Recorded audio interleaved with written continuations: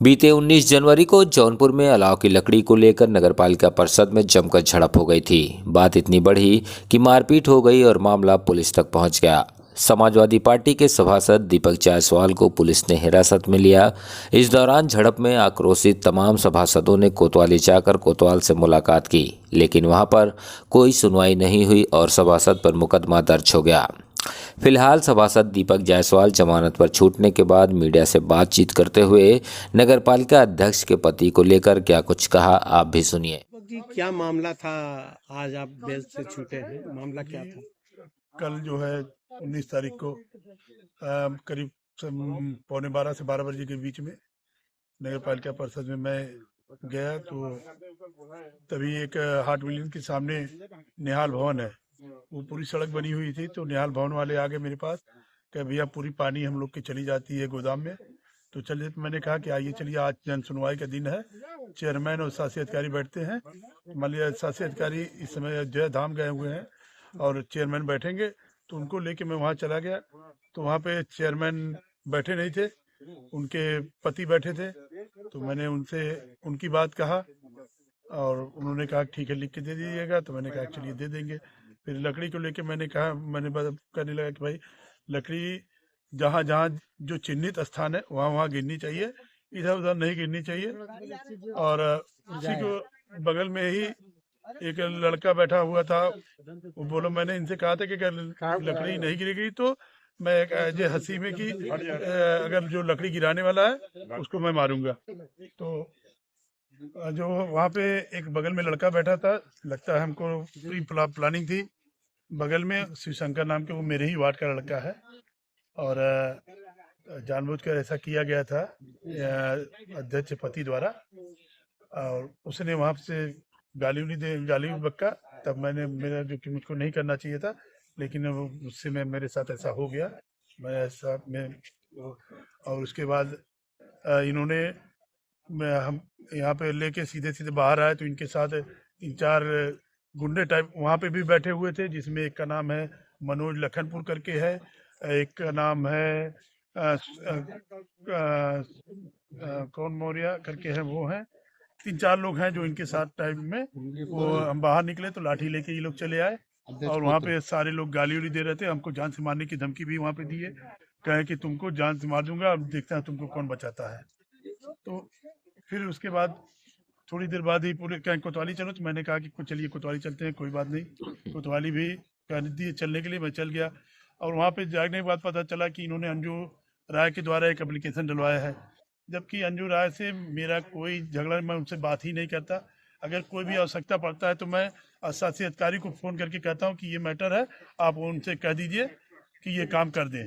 क्योंकि नियमतः नामांतरण और ये नकल जो निकलता है 30 रुपये नकल का है शुल्क, और ये 500 रुपया और प्लस 250 रुपया ये नामांतरण शुल्क है, जो कि नियमावली में यही है, यही नियम से होना चाहिए। अगर बकाया है तो भी वही चीज़ होना चाहिए, लेकिन ये लोग ज़बरदस्ती करते थे। तो मैंने कहा कि भाई करिए, पैसा वसूलना है भाई, अगर बाकी है तो वसूलना ठीक है, लेकिन इसकी वजह से ये चीज़ मत रोकिए।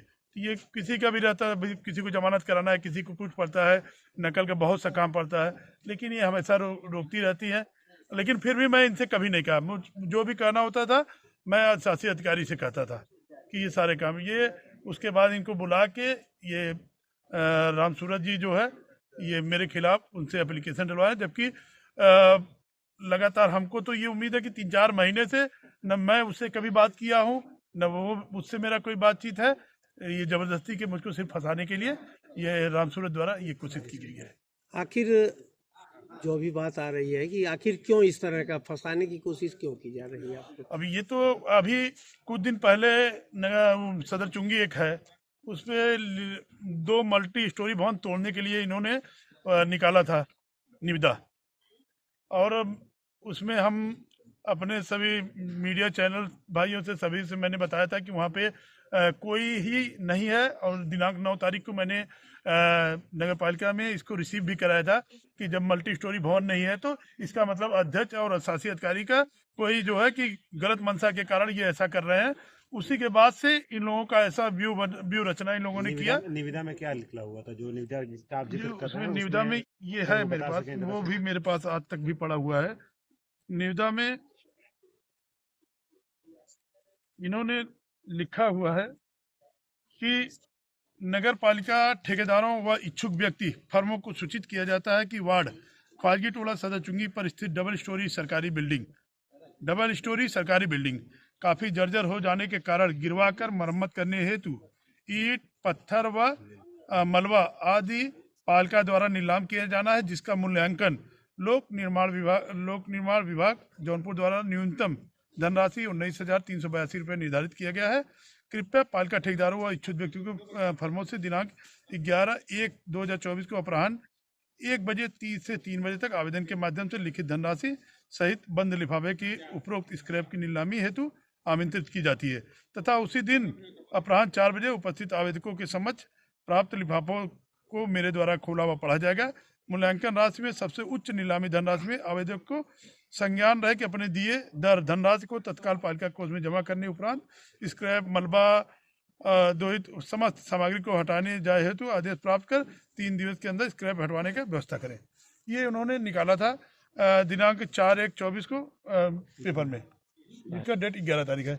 मैंने उनको 19 तारीख को ये मैंने एप्लीकेशन उनको रिसीव कराया कि उनको कि अवगत कराना है कि ख्वाजगी टोला वार्ड में सदर चुंगी सरकारी भवन पर कोई डबल स्टोरी बिल्डिंग नहीं है। अध्यक्ष शासी अधिकारी द्वारा भवन गिराकर मलबा बेचने के लिए नीलामी का प्रकाशन किया गया है। जब उपरोक्त स्थल पर कोई डबल स्टोरी भवन ही नहीं है तो कैसे मलबा आदि का विक्रय किया जाएगा। अध्यक्ष अधिकारी शासी अधिकारी नियम विरुद्ध और अवैधानिक कार्य करने की मंशा प्रतीत हो रहा है।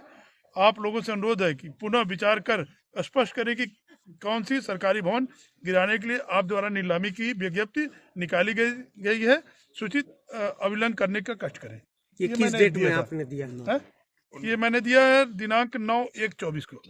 11 को निविदा खुलनी थी तो क्या हुआ उसमें जी, उसमें उसके बाद मैंने मीडिया वालों को बताया, सब वो लोग गए तो फिर वो शासी अधिकारी के पास गए। अब शासी अधिकारी जो भी दिए होंगे मीडिया को ही, जो भाई गए होंगे उन्हीं को सारा बताए होंगे। उसके बाद भी मैंने उनको एक एप्लीकेशन दिया था। इन्होंने वहाँ पे सदर चुंगी में ही निविदा निकाली है कि उसमें उन्होंने डबल स्टोरी निर्माण की निविदा निकाली है, जिसमें मैंने एक एप्लीकेशन और दिया है कि कुल इन्होंने दिनांक 2/9/2024 को पत्रांक फला के 15वें वित्त स्थापना कुल 68 कामों की निविदा निर्माण कार्यों का निकाला गया है। 2/9/23 को है निकाला गया है, जिसमें अवस्थापना विकास नीति के अंतर्गत क्रम संख्या 60 पर सदर चुंगी पर डबल स्टोरी भवन एवं सरकारी भवन का मरम्मत कार्य का भी निविदा निकाली गई है। सदर चुंगी में भारतीय जनता पार्टी, समाजवादी पार्टी और बहुजन समाज पार्टी का भी कार्यालय है। साथ में सरकारी कर्मचारी को रहने के लिए भी आवास है। आप द्वारा ये चिन्हित उस निविदा में नहीं किया गया है कि किस राजनीतिक दल या का डबल स्टोरी बिल्डिंग बनाना है या सरकारी कर्मचारी आवास का तोड़कर डबल स्टोरी बिल्डिंग बनाना है, बताने का कष्ट करें, जिसका आज तक कोई इन लोगों ने जवाब नहीं दिया। ये मैंने 11/1 को ये भी इनको दिया है। तो कौन सी बिल्डिंग बनाने की है बात? ये अभी तक ये निविदा में भी नहीं स्पष्ट किए हैं कि कौन सी बिल्डिंग बननी है। अब पूछने पे भी ये नहीं बता रहे हैं। और उसके बाद से ये लोग जो है, जब मैंने एप्लीकेशन दे दिया तो ये लोग जो है कि मेरे खिलाफ ही षड्यंत्र रचने लगे, सारे लोग मिलके, जिसमें यहाँ पे इनकी जो है चेयरमैन है वो जल्दी नहीं आती। वो आते हैं उनके लड़के, इनके पति, इनके साथ 3-4 ठो मुस्टन टाइप के, जो कि वो भी हमेशा लड़ाई झगड़े के लिए गाड़ी में बता दीजिए कि आप कि डंडा लेके घूमने की क्या आवश्यकता है।